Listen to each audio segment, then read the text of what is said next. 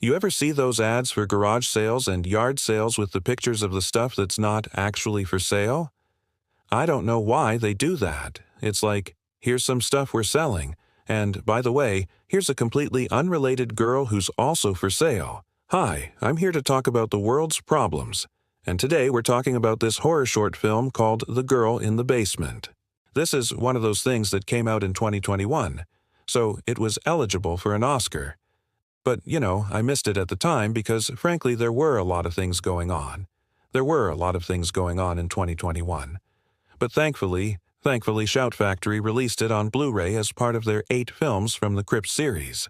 So now I get to talk about it, and you get to watch it, and then we can both pretend like we didn't spend our Saturday afternoon watching something that should have stayed buried in the ground. Our story begins on a nice suburban street where we find a house with a yard sale sign out front. And sure enough, as we pan over, we see all sorts of items lined up on the driveway waiting for people to buy them. And one of those items is a very pretty young woman named Sarah, who's chained to a post and being sold by her father. Now it turns out that Sarah's mother was killed by a drunk driver, which understandably made her father very bitter and angry.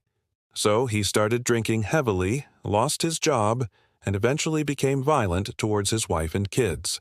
So Sarah and her sister ran away from home and were taken in by Child Protective Services. But when they found out that there was no safe place for them to put these children, they decided to reunite them with their father under the supervision of a social worker named Lisa.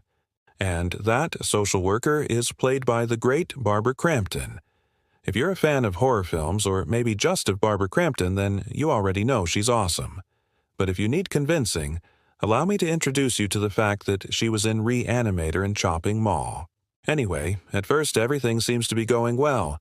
Her dad's a little gruff, but he's loving and caring. He's a changed man. But then, as soon as the social worker leaves, he reveals his true colors and chains her up in the basement as punishment for running away from home. Now, normally a horror movie would end right there, but our story is not over yet. Oh no. Every weekend he brings someone over to his house who's interested in buying a daughter. And when I say buying a daughter, I mean buying his daughter. And he parades her around the house like she's some kind of prize pig at the county fair. And if any of these men are interested, he lets them take her upstairs to, get to know each other better while he goes out and gets more food or maybe drinks. I don't know what you do when you're hosting a slave auction in your house. I've never been to one. And every time one of these guys comes back downstairs without Sarah, her dad is like, well, you just don't understand women. She's really special. You gotta treat her right. You gotta be gentle. You gotta woo her, man.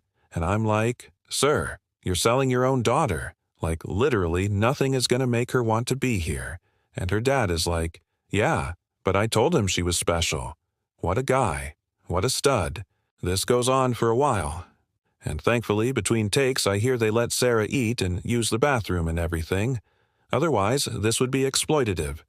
It's already pretty exploitative, but, hey, I'm glad nobody got hurt. Anyway, one day a new man shows up and he introduces himself as Mark. And honestly, we have no idea who any of these people are, but we learn that Mark is the one who killed Sarah's mom.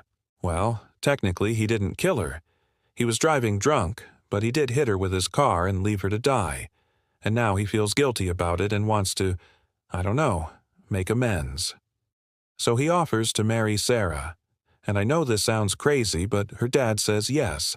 So now Mark becomes her stepfather and moves into the house. And I know what you're thinking.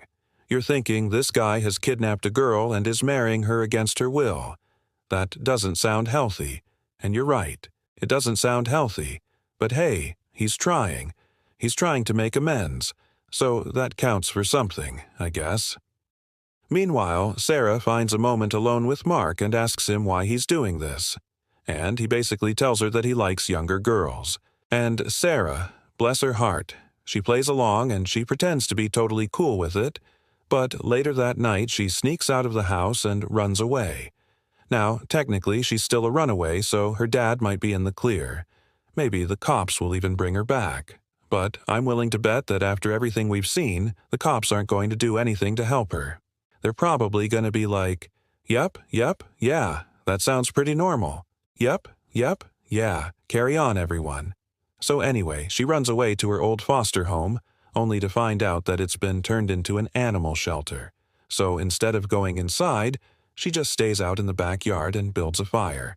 And then, when she's all cozy and warm, she takes off her shirt and puts on a brave face and says, "It's gonna be okay." Then she throws her shirt on top of the fire and the flames immediately go out. And then she looks down at her hands and they begin to glow red hot. And then the camera pans up to reveal that her skin is starting to melt off her body. And then she disappears into a cloud of steam. And then the last thing we see is her dad standing in the basement looking at a blank wall and saying, "Sarah." Man, I love a sad ending. And look, I'm not going to lie to you. This wasn't a great movie. It had a few good jump scares. Barbara Crampton was awesome. But this was not a great movie. However, this was the directorial debut of a man named James Schwalbe, and according to the commentary track, he wrote and directed this entire movie for about $100. And I'm not even joking. When he was writing it, he was living in his car, and during filming, he had to ask friends to lend him money so he could pay his actors. So given that this was made for next to nothing, I think it's pretty impressive. Also, and this is just a personal thing, anytime a movie opens with a yard sale, I automatically assume it's going to be great. I don't know why. I just have this feeling like movies that open with yard sales are great. And it's not often that that instinct is correct. In fact, I can probably count the number of good movies that open with yard sales on one hand. And maybe one of those movies is The Girl in the Basement. I don't know. I'm giving it a recommendation just based on the ballsiness of it all. If nothing else, you'll feel good about supporting a filmmaker who tried to make it big without a lot of money. And hey, if it doesn't work out, well, you always have the commentary track to fall back on.